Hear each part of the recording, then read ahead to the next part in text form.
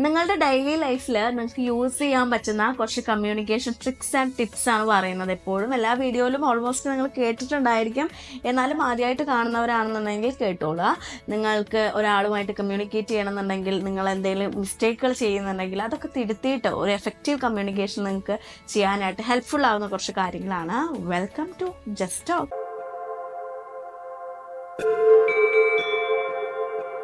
ആദ്യം നമുക്ക് ഏറ്റവും ഇമ്പോർട്ടൻ്റ് ആയിട്ട് വേണ്ടത് ഒരു പോസിറ്റീവ് ആറ്റിറ്റ്യൂഡാണ്. എപ്പോഴും നെഗറ്റീവായിട്ട് ഒരാളുമായിട്ട് കമ്മ്യൂണിക്കേറ്റ് ചെയ്യാൻ ഇരുന്ന് കഴിഞ്ഞാൽ അയാൾക്ക് അത് പറ്റിക്കൊള്ളണമെന്നില്ല. ഉള്ള കമ്മ്യൂണിക്കേഷൻ ഇൻട്രസ്റ്റും കൂടെ പോയി കിട്ടും. എപ്പോഴും ഒരു സ്മൈലൊക്കെ കീപ്പ് ചെയ്തിട്ട് ഒരു ഓപ്പൺ മൈൻഡ് സെറ്റോട് കൂടിയിട്ട്, ഒരു ഓപ്പൺ ജസ്റ്റേഴ്സോട് കൂടിയിട്ട്, ഓപ്പൺ ബോഡി ലാംഗ്വേജോട് കൂടിയിട്ട് ഇരിക്കാനായിട്ട് നോക്കുക. ഓപ്പണായിട്ട് പോസിറ്റീവായിട്ടുള്ള കാര്യങ്ങൾ മാത്രം സംസാരിക്കാനായിട്ട് നോക്കുക. നെഗറ്റീവ് ആറ്റിറ്റ്യൂഡും നെഗറ്റീവ് തോട്ട്സും നെഗറ്റീവ് കാര്യങ്ങൾ പറയുന്നതും എല്ലാം ഒഴിവാക്കിയിട്ട് എപ്പോഴും ഒരു പോസിറ്റീവ്നെസ് കൊണ്ടുവരിക. ഭയങ്കര റൂഡായിട്ട് നമ്മൾ ഇരുന്ന് കഴിഞ്ഞിട്ടുണ്ടെന്നുണ്ടെങ്കിൽ ആൾക്കാർക്ക് അത് പറ്റിക്കൊള്ളണം എന്നില്ല. ഓക്കെ, രണ്ടാമത്തെ ഒരു കാര്യം അഡാപ്റ്റബിലിറ്റി ആണ്. അഡാപ്റ്റബിലിറ്റി എന്നുകൊണ്ട് ഉദ്ദേശിക്കുന്നത് എന്താണെന്ന് വെച്ചാൽ ഓരോ സാഹചര്യത്തിനനുസരിച്ച് വ്യക്തികൾക്കനുസരിച്ച് നമ്മൾ പൊരുത്തപ്പെടണം അല്ലേ. എല്ലാ സിറ്റുവേഷനിലും നമുക്ക് ഒരുപോലെ കമ്മ്യൂണിക്കേറ്റ് ചെയ്യാൻ പറ്റിക്കൊള്ളണം എന്നില്ല. എല്ലാ വ്യക്തികളായിട്ടും ഒരേ രീതിയിൽ കമ്മ്യൂണിക്കേറ്റ് ചെയ്യാൻ പറ്റിക്കൊള്ളണം എന്നില്ല. ഓരോ വ്യക്തികളും ഓരോ സാഹചര്യവും ഡിഫറെൻ്റ് ആണ്. അപ്പം അതിനനുസരിച്ചിട്ട് അത് പൊരുത്തപ്പെട്ടുകൊണ്ട് അത് അക്സെപ്റ്റ് ചെയ്തുകൊണ്ട് നിങ്ങളുടെ കമ്മ്യൂണിക്കേഷൻ രീതിയിലും മാറ്റം വരുത്താനായിട്ട് നിങ്ങൾ ശ്രദ്ധിക്കണം. ഒരു മരണ വീട്ടിലും ഭയങ്കര കൂളായിട്ട് ചിരിച്ച് കളിച്ച് സംസാരിക്കാൻ നമുക്ക് പറ്റില്ലല്ലോ. അല്ലാന്നുണ്ടെങ്കിൽ ഭയങ്കര ടെൻഷൻ അടിച്ചിരിക്കുന്ന ഒരാളായിട്ട് ഭയങ്കര ഫണ്ണായിട്ട് സംസാരിക്കാൻ നമുക്ക് പറ്റില്ലല്ലോ. അതൊക്കെ അവരുടെ മൂഡ് അനുസരിച്ചിട്ടും സിറ്റുവേഷൻ അനുസരിച്ചും അത് അക്സെപ്റ്റ് ചെയ്തുകൊണ്ട് നമ്മൾ സംസാരിക്കണം. Okay, confidence. പറയുന്ന കാര്യത്തിലും ചെയ്യുന്ന കാര്യത്തിലും ഒരു പൂർണ്ണ ബോധ്യവും പൂർണ്ണമായിട്ടുള്ള ഒരു കോൺഫിഡൻസ് നിങ്ങൾക്ക് ഉണ്ടായിരിക്കും. ഒരു കൺഫ്യൂഷൻ, ഡൗട്ട്ഫുള്ളി ആരുമായിട്ട് നിങ്ങൾ കമ്മ്യൂണിക്കേറ്റ് ചെയ്യരുത്. ഒരു പേടി വെച്ചുകൊണ്ടോ അല്ലെങ്കിൽ ഒട്ടും സ്മാർട്ട് അല്ലാണ്ടോ ആരുമായിട്ടും കമ്മ്യൂണിക്കേറ്റ് ചെയ്യരുത്.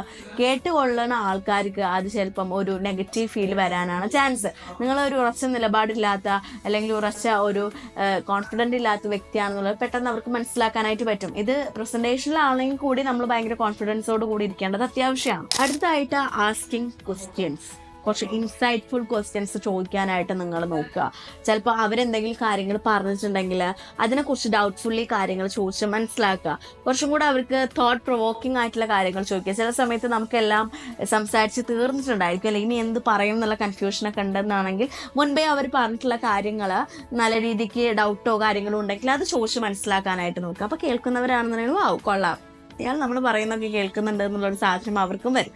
അപ്പം നമ്മൾ അവർ പറയുന്ന കാര്യങ്ങളുമായിട്ട് റിലേറ്റ് ചെയ്തിട്ടോ അല്ലെങ്കിൽ നിങ്ങൾക്ക് ഡൗട്ടുള്ള കാര്യങ്ങളുമായിട്ടോ നിങ്ങൾ കൂടുതൽ ചോദ്യങ്ങൾ ചോദിക്കാനായിട്ട് നോക്കുക. പിന്നെ നമ്മുടെ നോൺ വെർബൽ കമ്മ്യൂണിക്കേഷൻ, അത് നമ്മൾ അത്യാവശ്യം ശ്രദ്ധിക്കേണ്ട ഒരു വിഷയമാണ്. അതായത് നമ്മുടെ ടോൺ വേരിയേഷൻസ്, ബോഡി ലാംഗ്വേജസ്, നമ്മുടെ ജെസ്റ്റേഴ്സ്, ഫേഷ്യൽ എക്സ്പ്രഷൻസ്, ഇതൊക്കെ നമ്മൾ നന്നായിട്ട് ശ്രദ്ധിക്കണം. നെഗറ്റീവായിട്ടുള്ള ഒരു ബോഡി ലാംഗ്വേജ് ആണ് നമ്മൾ കീപ്പ് ചെയ്യണമെന്നുണ്ടെങ്കിൽ നമ്മൾക്ക് ഭയങ്കര നെഗറ്റീവായിട്ടുള്ള ഒരു ഇമേജ് ആയിരിക്കും അവരുടെ മുന്നിൽ ഉണ്ടായിരിക്കുക. ഞാൻ പറഞ്ഞിട്ടുണ്ട്, വെർബൽ കമ്മ്യൂണിക്കേഷനേക്കാളും ഏറ്റവും കൂടുതൽ അത് കുറച്ചും കൂടെ അല്ലെങ്കിൽ എഫക്റ്റീവ് ആക്കുന്നത് നമ്മുടെ നോൺ വെർബൽ കമ്മ്യൂണിക്കേഷൻ ആണ് അല്ലേ. അപ്പോൾ എപ്പോഴും പോസിറ്റീവ് ആയിട്ടുള്ള ഫേഷ്യൽ എക്സ്പ്രഷൻസും അല്ലെങ്കിൽ ബോഡി ജെസ്റ്റേഴ്സും ടോണും കാര്യങ്ങളൊക്കെ നമ്മൾ കീപ്പ് ചെയ്യും. ഭയങ്കര അലറിക്കൊണ്ടൊന്നും നമ്മൾ സംസാരിക്കരുത്. ഭയങ്കര ഹാപ്പി ആയിട്ട് കാമായിട്ട് റിലാക്സിംഗ് ആയിട്ട് എപ്പോഴും സംസാരിക്കാനായിട്ട് നോക്കുക. നമുക്ക് എപ്പോഴും എംപതി ഉണ്ടായിരിക്കും, അതായത് ഒരു സഹാനുഭൂതി അല്ലെങ്കിൽ ബാക്കിയുള്ളവരുടെ ഭാഗത്തു നിന്ന് ചിന്തിച്ചുകൊണ്ടുള്ള ഒരു തോട്ട് പ്രോസസ്, അത് നമുക്ക് എല്ലാ കാര്യത്തിലും ഉണ്ടായിരിക്കണം. ചില സമയത്ത് ആൾക്കാരെ നമ്മൾ ഏറ്റവും നല്ല രീതിക്ക് സംസാരിച്ചോളന്നില്ല. അപ്പം നമ്മൾ ചിന്തിക്കേണ്ടത് എന്താണ്, ചിലപ്പോൾ അവരുടെ ഡേ മോശമായതുകൊണ്ടായിരിക്കും, എന്തെങ്കിലും ഇഷ്യൂസ് ഉണ്ടായിരിക്കും.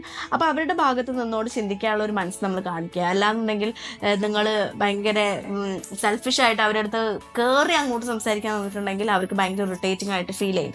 സോ എംപത്തറ്റിക് ആയിക്കഴിഞ്ഞാൽ ട്രസ്റ്റ് ബിൽഡ് ചെയ്യാനും അതുപോലെ തന്നെ നമ്മുടെ ഇൻ്റർപേഴ്സണൽ സ്കില്ലൊക്കെ ബിൽഡ് ചെയ്യാനൊക്കെ സഹായിക്കുന്ന ഒരു കാര്യമാണ് ഈ എംപത്തി എന്ന് പറയുന്നത്. ഇനിയിപ്പോൾ എന്തെങ്കിലും ഇഷ്യൂ ഉള്ള സമയത്ത് അവരുടേതായിട്ടുള്ള ഭാഗത്തു നിന്ന് കുറേ കാര്യങ്ങൾ ചിന്തിക്കുന്നുണ്ടായിരിക്കും. അവരുടെ ഫ്രണ്ടാണ് നമ്മൾ കുറച്ച് എംപത്തറ്റിക് ആയിട്ട് ചിന്തിക്കണം. അതായത് അവരുടെ ഭാഗത്ത് നിന്നുകൊണ്ട് നമ്മൾ ചിന്തിക്കണം.